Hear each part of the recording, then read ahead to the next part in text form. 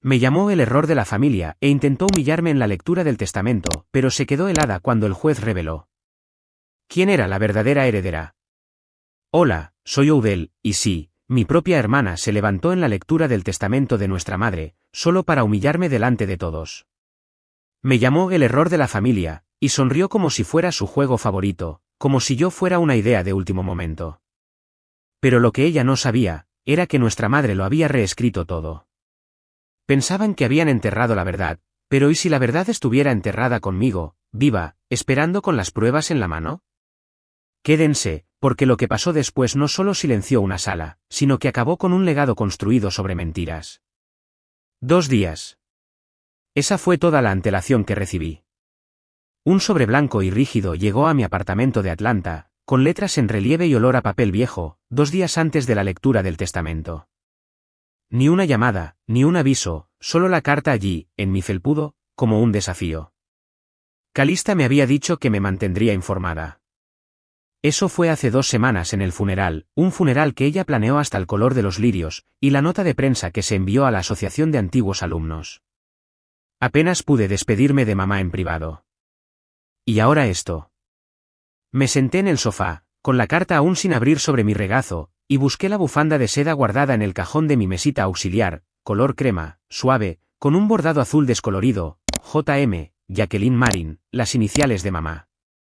Lo último que me dio antes de que las cosas se enfriaran. Supongo que sigo siendo la última en enterarme, murmuré. Siempre la idea de último momento. Miré el sobre de nuevo. Mi nombre escrito perfectamente, señorita Oudel Marin, como una invitada a la fiesta de otra persona. Ni siquiera lloré. Simplemente me levanté, doblé la bufanda con cuidado de vuelta en el cajón, y empecé a hacer la maleta. Charleston todavía olía a magnolia y a aire salado, aunque mis recuerdos de allí se hubieran secado hacía mucho tiempo. Conducir hasta la finca fue como volver a entrar en una vida de la que me habían excluido. Las puertas de hierro se abrieron lentas y pesadas, como si el propio lugar desaprobara mi presencia. La grava bajo mis neumáticos crujió más fuerte de lo que recordaba, o quizás eran solo mis nervios. Aparqué detrás, como siempre. No se nos permitía usar la entrada principal, a menos que fueras Calista o alguna visita importante. La ama de llaves apenas me miró a los ojos cuando abrió la puerta. «Oh, ¿has venido?» No respondí, solo asentí, entrando en el silencio climatizado del vestíbulo. Todo olía a abrillantador de limón y jabón de lavanda, exactamente como mamá lo mantenía. Entonces llegó la asistente, la nueva de Calista, alta, con pucheros, destilando condescendencia de niña bien. Parpadeó al verme, como si hubiera llegado pronto a una fiesta a la que no estaba invitada. No sabía que asistiría, dijo. Fui invitada, respondí simplemente, sosteniendo el sobre como un escudo. Ella resopló. Bueno, están todos en la terraza. Vestimenta de jardín, por supuesto. Y allí estaban. Parecían salidos de un catálogo de club de campo. Tía Dolores me dedicó una cálida sonrisa y un ligero abrazo, sus brazos temblaban un poco. Oudel, cariño, me alegro mucho de que estés aquí. Tu madre también lo estaría. Eso espero, dije suavemente. Todos los demás evitaron el contacto visual, excepto Calista. Se giró en el momento en que pisé las losas de piedra, su voz melosa.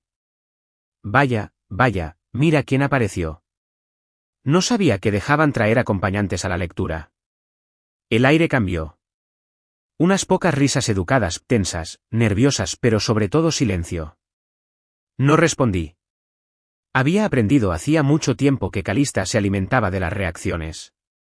Niégale eso, y le robas el oxígeno. Tomé asiento en el borde de la larga mesa, bajo el toldo de rayas.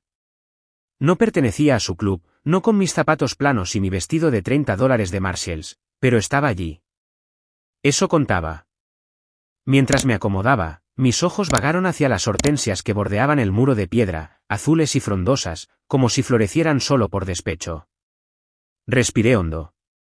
Los flashbacks zumbaban en mi cabeza, Calista recibiendo un coche nuevo a los 16, yo juntando dinero para el autobús, ella saltándose la universidad porque merecía un descanso, yo trabajando en 3 empleos para sobrevivirla.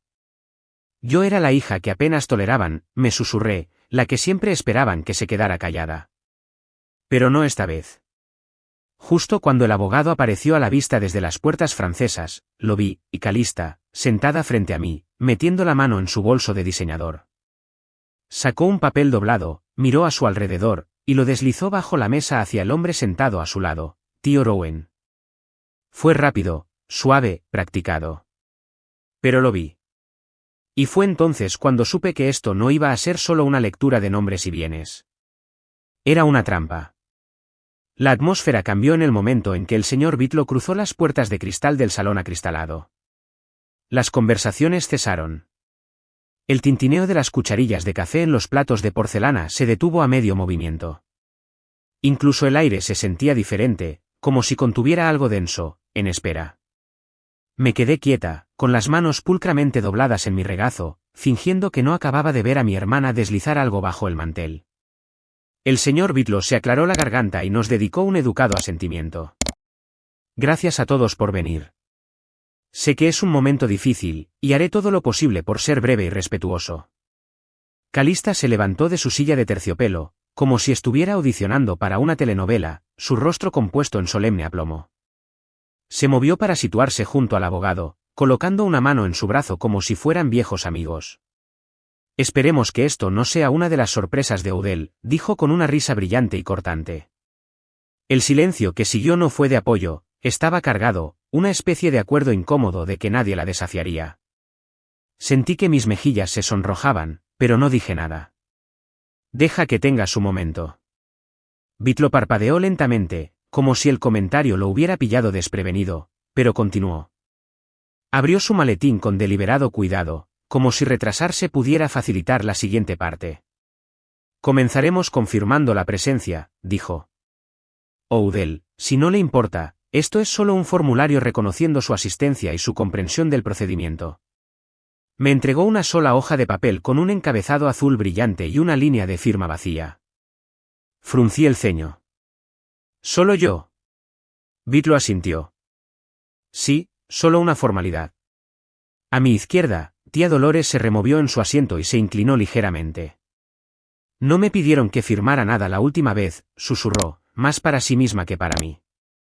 Su voz era suave, pero no insegura. Estudié el documento. Estaba impreso por el bufete de Bitlo, pero algo en él me parecía extraño. No había detalles enumerados, solo un título, algo de lenguaje legal, y esa línea de firma. Me gustaría una copia de esto, dije en voz baja. El marido de Calista, Brent, el florero humano, se movió ligeramente. Por un momento, pensé que podría hablar, pero por supuesto, no lo hizo.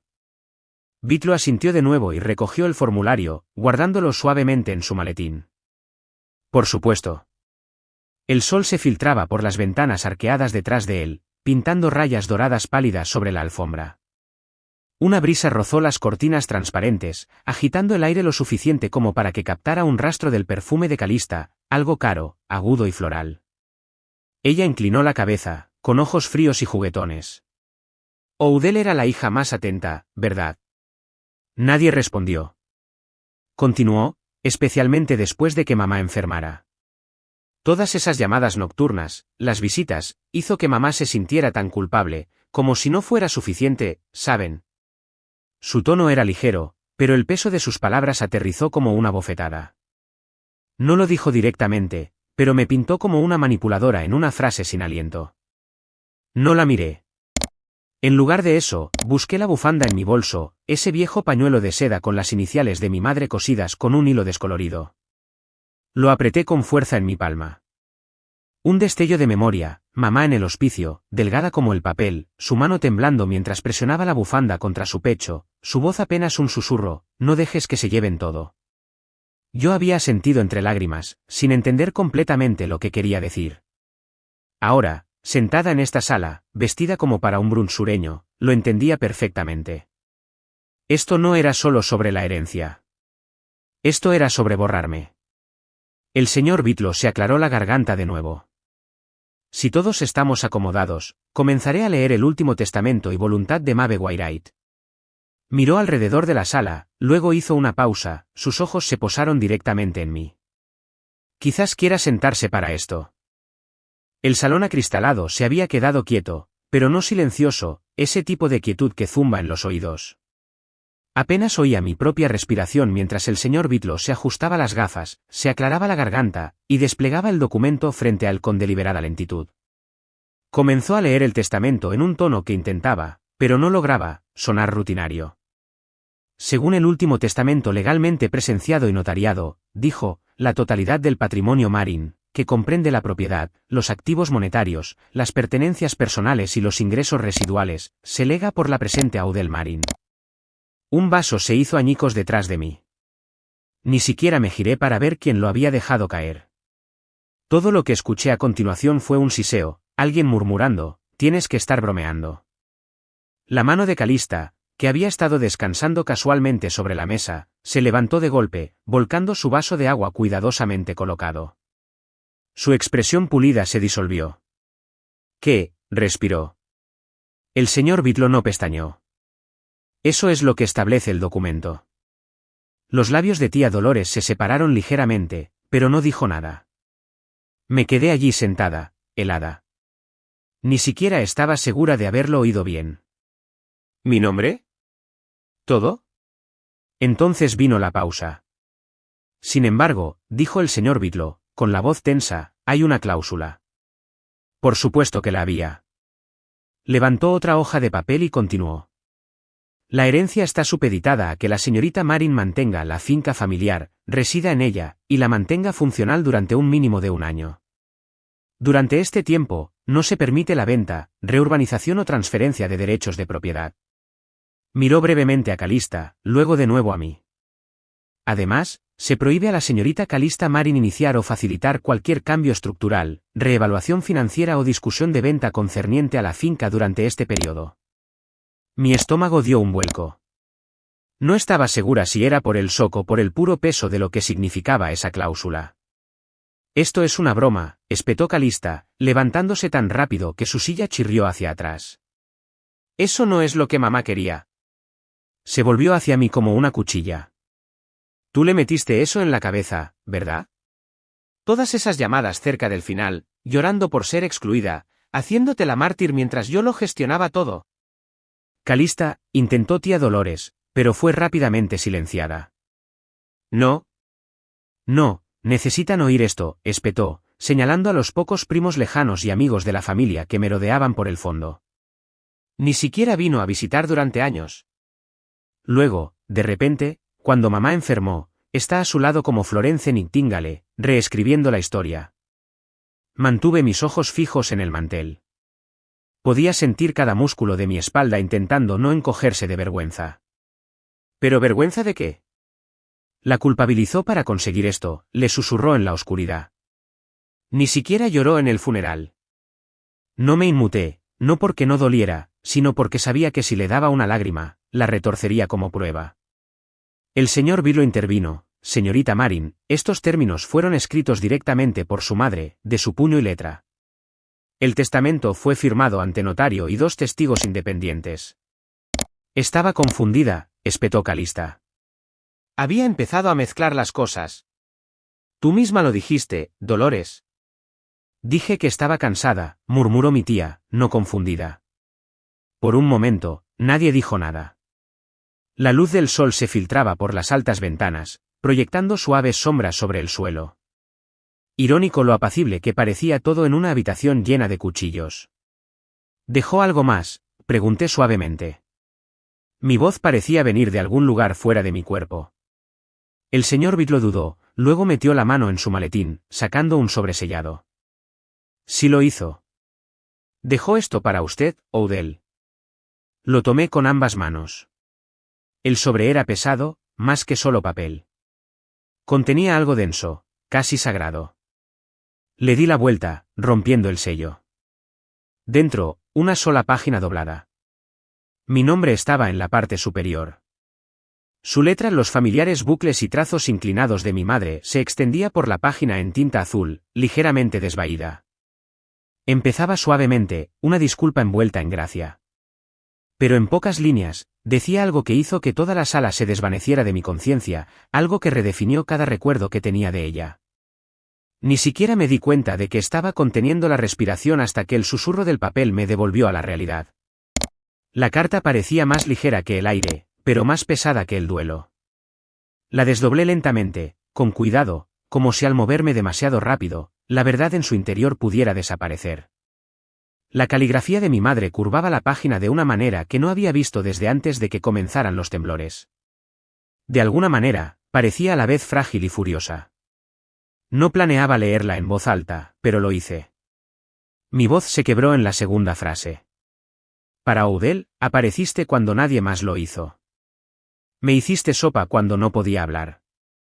Te quedaste cuando tu hermana presentó los papeles del poder notarial sin decírmelo.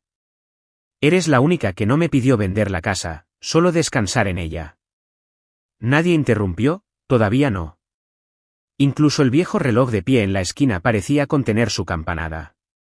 Continué, la tinta temblaba como un susurro. No estaba confundida cuando escribí esto. Estaba cansada, pero no confundida. Y quiero que sepas, cambié el testamento después de que ella intentara vender la casa bajo mis pies.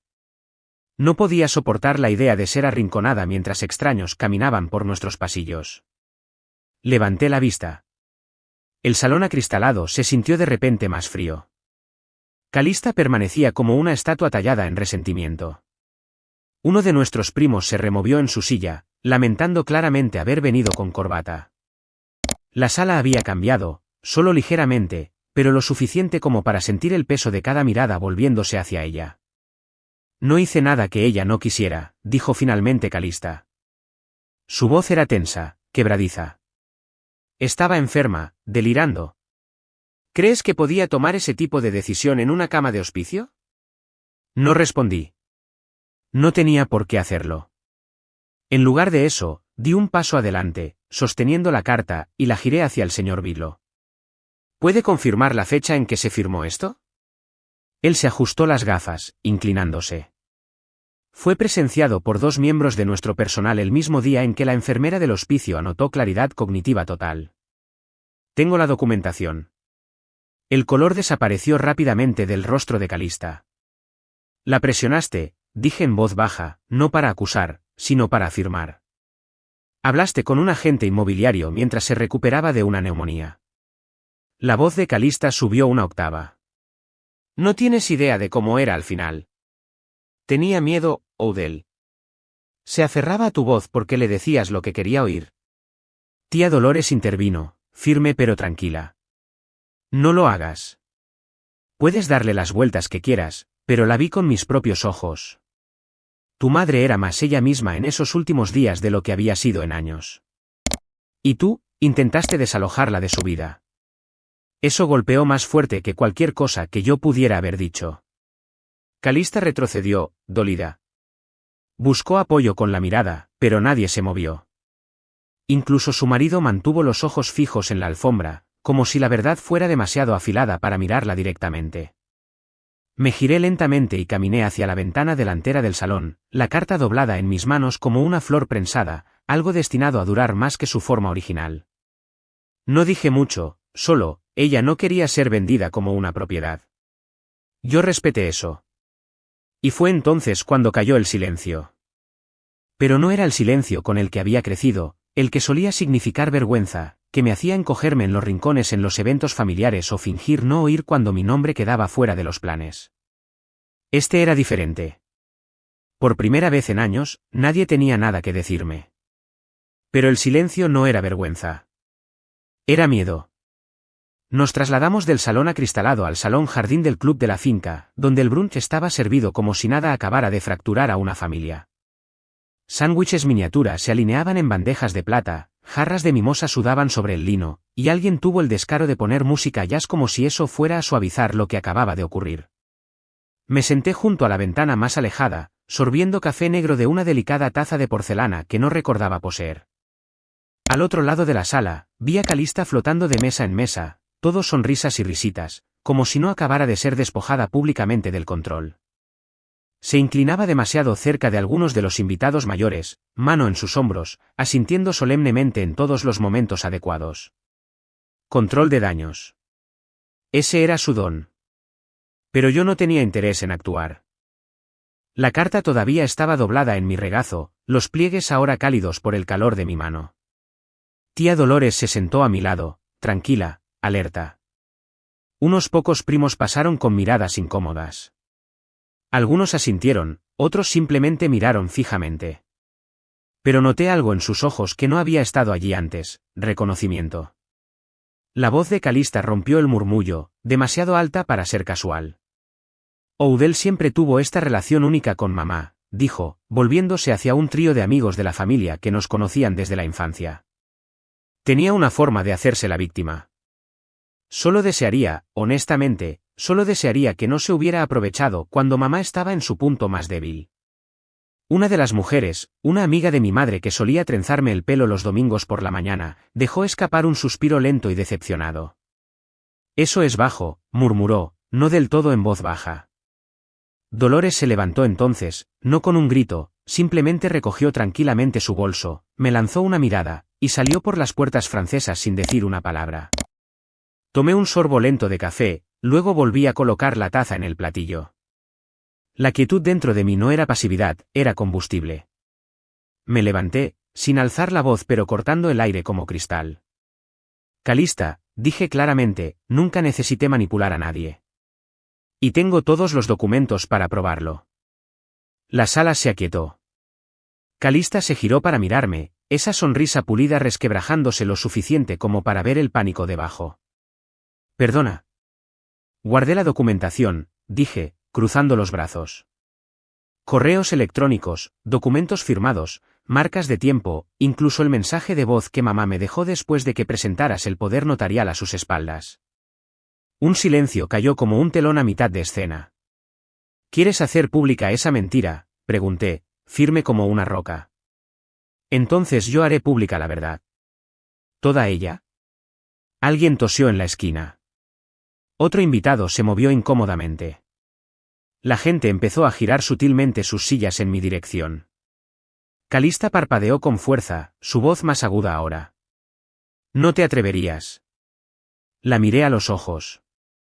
Has confundido silencio con debilidad toda tu vida. Ella no respondió. No podía. La audiencia que creía tener me estaba escuchando a mí ahora, por una vez. No necesité alzar la voz. No necesité hacer una rabieta ni jugar sucio. Todo lo que tuve que hacer fue decir finalmente, claramente, lo que debería haber dicho hace 20 años, ya no vas a avergonzarme para que me calle. No esperé su respuesta. Regresé a mi silla, recogí mi café, y dejé que la sala hiciera el resto. Pero al levantar la vista por última vez, lo vi en su rostro, no vergüenza, no tristeza, pánico. Como si finalmente se hubiera dado cuenta de que ya no iba a ser su saco de boxeo. El brunch había terminado con la sonrisa de Calista resquebrajándose, pero lo que se fracturó ese día no la detuvo. Si acaso, la hizo más peligrosa. Una semana después, encontré un sobremanila encajado torpemente en mi buzón. Mi nombre estaba escrito a máquina en el frente, frío e impersonal. Dentro, una citación judicial. Había presentado una moción para impugnar el testamento, alegando que nuestra madre había estado bajo coacción emocional y que yo había coaccionado a una mujer moribunda para que reescribiera su patrimonio. El término legal en el que se apoyaba era influencia indebida. Me quedé en el vestíbulo de mi casa, leyendo las palabras una y otra vez. El lenguaje legal estaba bien vestido, pero el significado era claro, me estaba llamando mentirosa. Entré en mi despacho, cerré la puerta con llave detrás de mí, y busqué el cajón inferior del viejo archivador de roble que mamá me ayudó a restaurar en la época de posgrado. Se atascó un poco humedad, quizás, pero lo abrí y encontré lo que necesitaba, la carpeta roja, etiquetada con la letra de mi madre, anexo suplementario 3. Dentro había documentos notarizados que ella había firmado durante su último mes en el hospicio. Había un anexo completo al testamento, fechado después de sus revisiones iniciales. En él, declaraba claramente que Calista se había movido para tomar el control de sus finanzas mientras se recuperaba de una neumonía. Incluso había una carta adjunta a su abogado de sucesiones, con copias de extractos bancarios que Calista nunca pensó que nadie volvería a ver. Había retiradas para visitas a spas, joyas, un pago inicial para un coche nuevo que no figuraba en ningún registro de regalos. Saqué también los correos electrónicos impresos. Mamá me había reenviado copias, sospechando que su propio inicio de sesión había sido comprometido. Recuerdo bien el mensaje: Oudel, no borres esto. Por si acaso lo olvido más tarde. Tú sabrás. Yo sabía. Y ahora estaba harta de dejar que su memoria fuera reescrita por alguien que solo aparecía cuando había algo que ganar. Al mediodía, estaba al teléfono con la clínica legal que había visitado una vez antes, cuando ayudaba a una amiga con una batalla de tutela. La mujer al otro lado de la línea preguntó: ¿Tiene documentación de respaldo?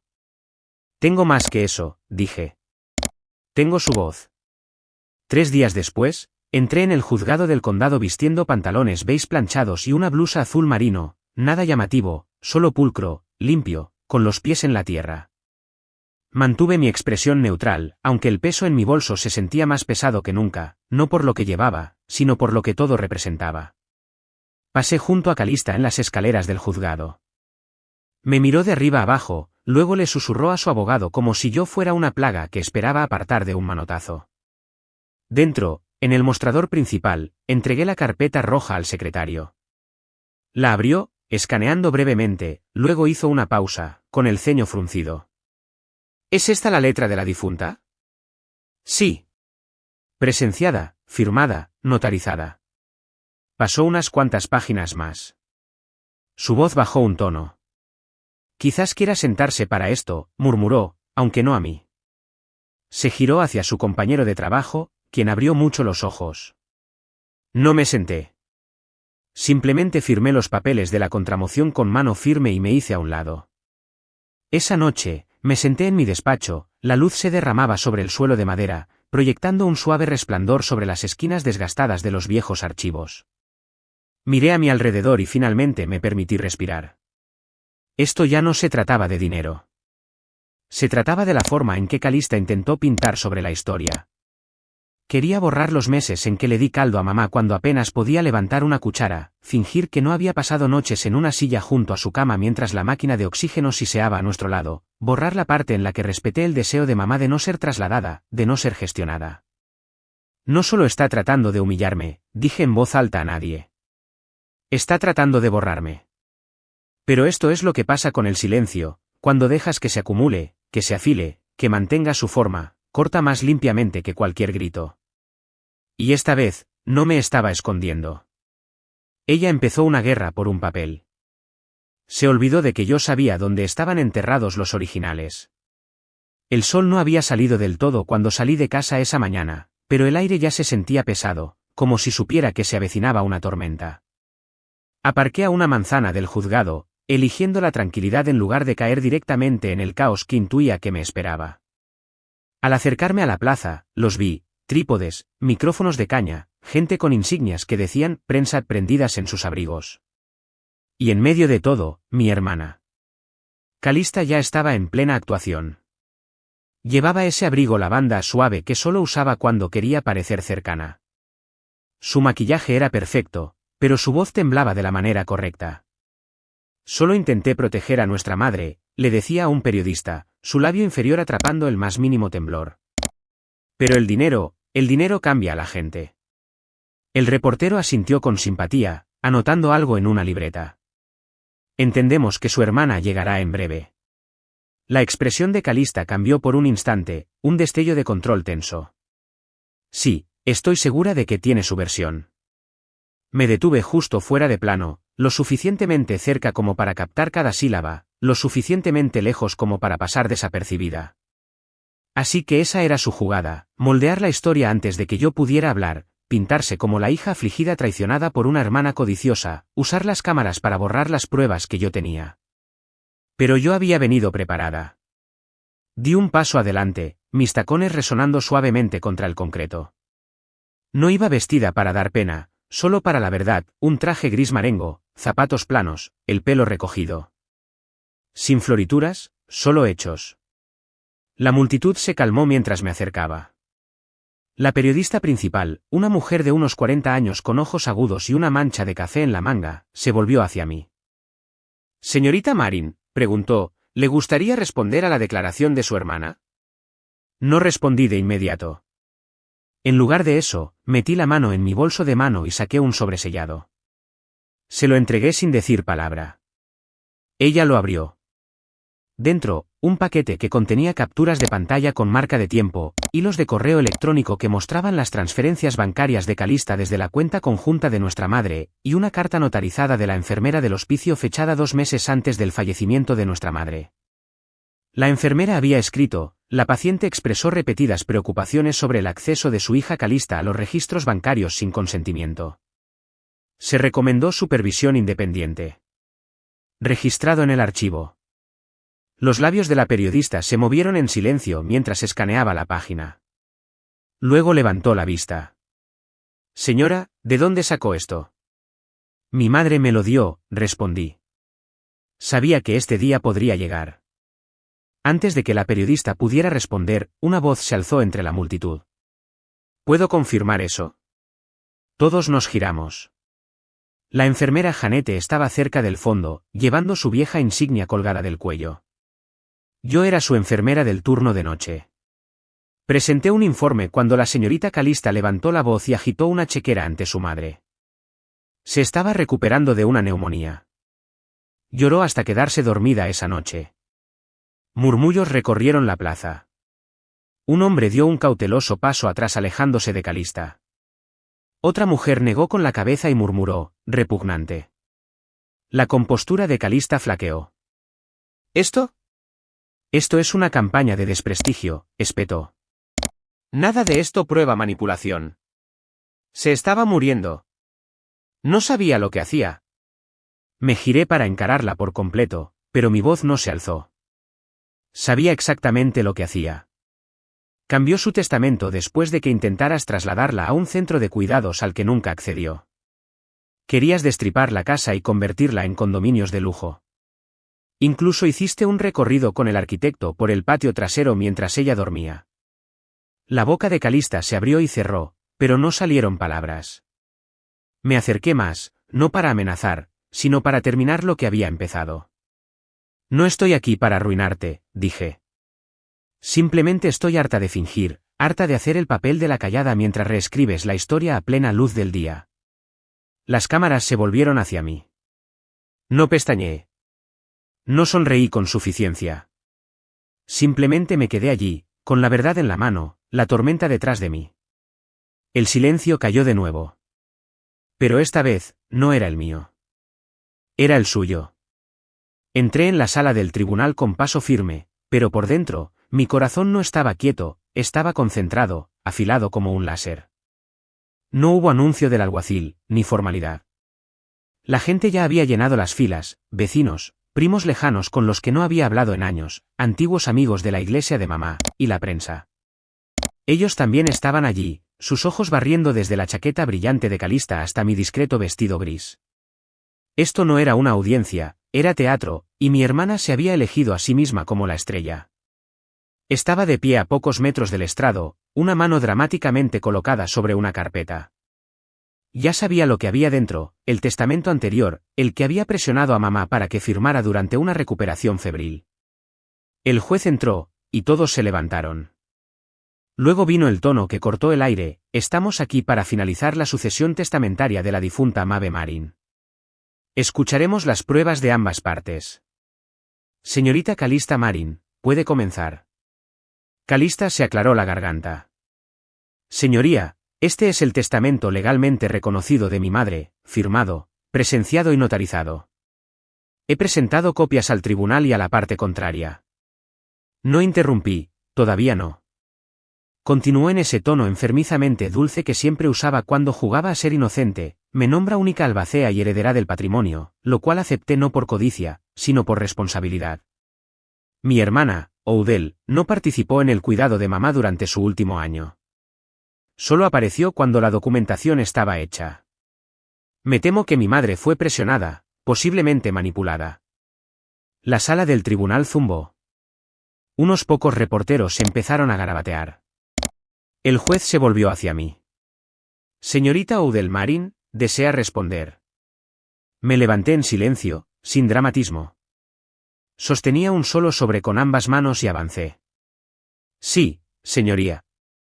Tengo un testamento posterior, firmado por mi madre, fechado y notarizado un mes después de la versión presentada por mi hermana. La sala enmudeció. El juez arqueó una ceja e hizo un gesto al alguacil. Entregué el sobre, sellado en azul pálido. La caligrafía de mi madre serpenteaba sobre la solapa, familiar, suave, innegablemente suya. El juez cortó la parte superior con cuidado. Sus ojos recorrieron el documento. Asintió. Este documento parece legalmente válido. Fecha, 9 de julio.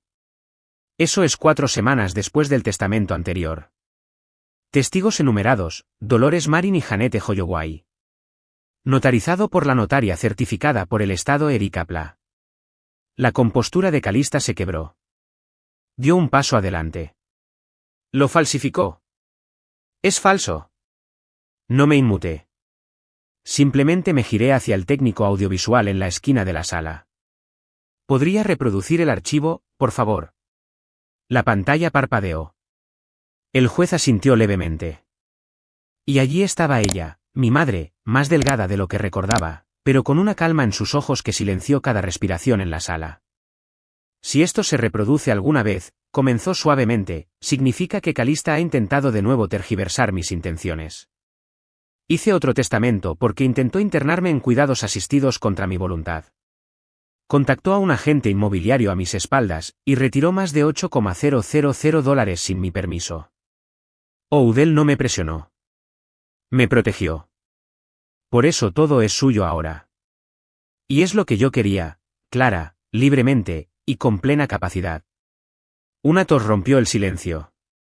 Me giré y vi a Calista, congelada a mitad de paso, la boca abierta, los ojos fijos en la pantalla como si la hubiera traicionado. El juez habló con firmeza. Esto confirma la intención testamentaria. Aceptaré el testamento del 9 de julio como el documento operativo, a menos que haya pruebas irrefutables de fraude, lo cual, basándome en esta grabación y los registros notariales, no veo. La voz de Calista se agudizó. Se estaba muriendo. No sabía lo que decía. Pero nadie la miró a los ojos, ni siquiera los reporteros. El juez se volvió hacia mí. ¿Tiene algo más que presentar? Negué con la cabeza. Solo que amaba a mi madre, y respeté sus decisiones. En la primera fila, tía Dolores asintió levemente, una silenciosa vindicación. Y mientras caía el mazo, no sonreí. No lloré. Simplemente me mantuve erguida. Deja que grite. Deja que niegue. La verdad ya no necesitaba gritar. Para cuando salimos del juzgado, el sol se había desplazado hacia el oeste, rozando los escalones de piedra con una suave luz dorada. No necesité girarme para saber que Calista no caminaba a mi lado. Se había quedado atrás, encorvada en la esquina como si el peso de sus propias mentiras finalmente la hubiera alcanzado. No gritó esta vez. Ni siquiera me miró. Solo silenció. No del tipo que había conocido al crecer, el que me dejaba anhelando reconocimiento. No, este silencio se sentía ganado, final, como una página que se cierra. Las cámaras destellaron. Los reporteros gritaron mi nombre. Odell hará algún comentario. Esperaba que el vídeo se reprodujera en el tribunal. ¿Cuánto tiempo ha tenido el segundo testamento? No me detuve. Les di lo que mamá habría llamado mi cara de mal tiempo, la que usaba en tormentas, funerales y cenas de domingo cuando Calista hacía otro comentario sarcástico. Bajé los escalones y encontré a Romy esperando en la acera en su viejo Toyota, su mano ya descansando en la puerta del pasajero. No dijo nada al principio, solo me miró, luego al juzgado, luego de nuevo a mí, como si estuviera midiendo si estaba bien o simplemente aguantando por costumbre. ¿Lista?, preguntó finalmente. No, dije. Pero he terminado. El viaje a casa fue tranquilo, solo el leve zumbido de los neumáticos sobre el pavimento y el ocasional golpe de mi corazón en mi garganta. Para cuando entramos en mi camino de entrada, el anochecer había llegado, esa hora intermedia en la que todo parece un poco más suave pero se siente más honesto. Salí y respiré hondo, roble, hierba seca, el más leve rastro del jazmín que mamá había plantado años atrás. Dentro, Romy me siguió hasta el porche, luego se detuvo justo antes de la puerta mosquitera. Metió la mano en su bolso y sacó algo que me cortó la respiración, una carta, chamuscada por los bordes, familiar. La encontré metida en el forro de la vieja cartera de tu madre, dijo. No parecía algo que quisieras que extraños revolvieran. La tomé suavemente. El papel estaba arrugado y quebradizo, pero la tinta, su caligrafía, todavía estaba allí. El sobre estaba dirigido simplemente, para mi pequeña, mi guerrera silenciosa. No la leí de inmediato. Me senté primero en el columpio, dejé que las cigarras zumbaran a lo lejos, dejé que la quietud se asentara.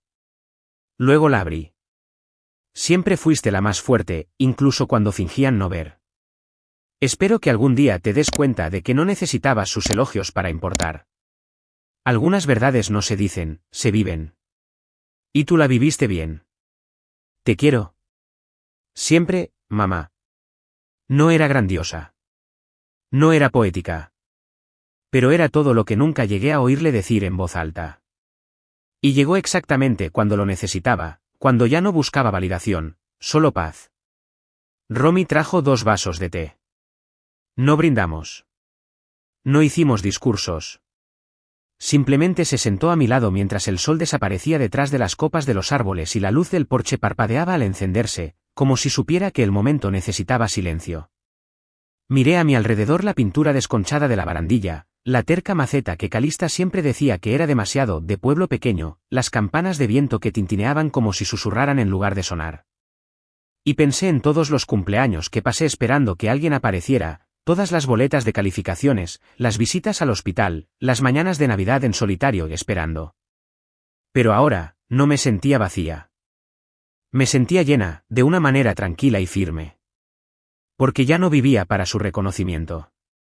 No intentaba ganarme un asiento en una mesa que nunca fue construida para mí.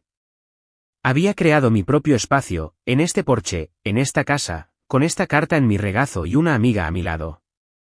Puede que Calista nunca se disculpe. Puede que la familia siempre hable en voz baja sobre lo que pasó. Y quizás yo siempre sería la que rompió el silencio. Pero ese silencio había protegido mentiras durante demasiado tiempo. Algunas heridas no necesitan ser ruidosas para ser recordadas.